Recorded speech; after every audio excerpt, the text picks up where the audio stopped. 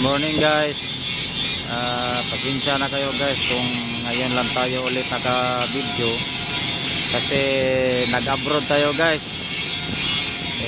Ngayon lang din tayo nakabili ng bagong cellphone kasi yung dala nating cellphone yung old model. Ngayon nakabili tayo ng medyo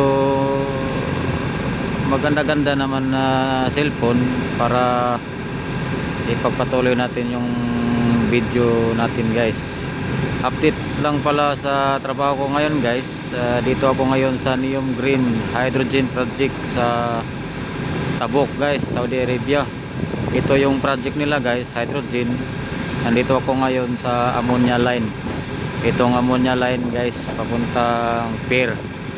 Yan dalawang building na malaki nakikita nyo na bilog. Yan yung ammonia supply o stock room ng ammonia.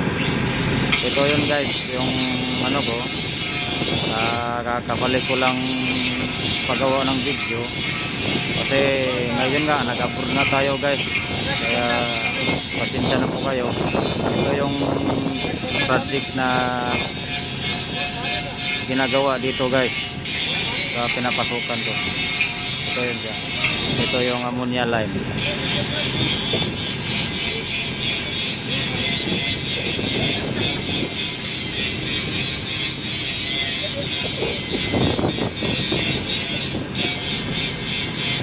Yan lang guys, update tayo sa susunod na video.